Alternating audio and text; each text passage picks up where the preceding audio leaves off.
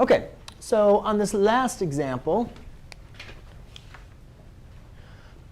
basically what we're going to do is, again, we're going to solve and graph the absolute value inequalities. Now, there's a couple things I noticed.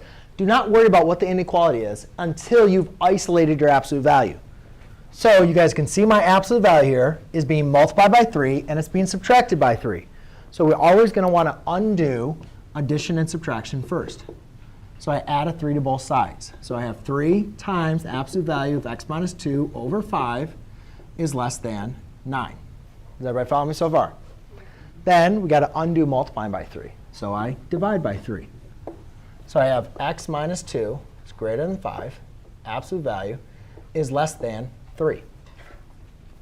Now my absolute value is isolated. So now I can separate using my two cases.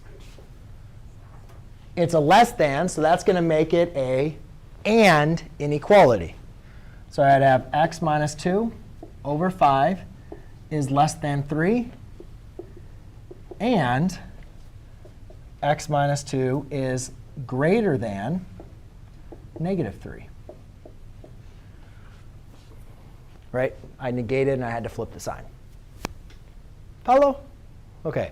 So ladies and gentlemen, there's a couple different ways we can do this. The best thing I like to do is get rid of my fraction. So to get rid of my fraction in this case, I'm going to multiply by a 5. Let's do that on both sides. Well, since I'm multiplying this whole expression and dividing this whole expression by 5s, the 5s will divide out. So therefore, I'll be left with an x minus 2 is less than 15. And x minus 2 is greater than negative 15. Add 2, add 2. X is less than 17. And add 2, add 2.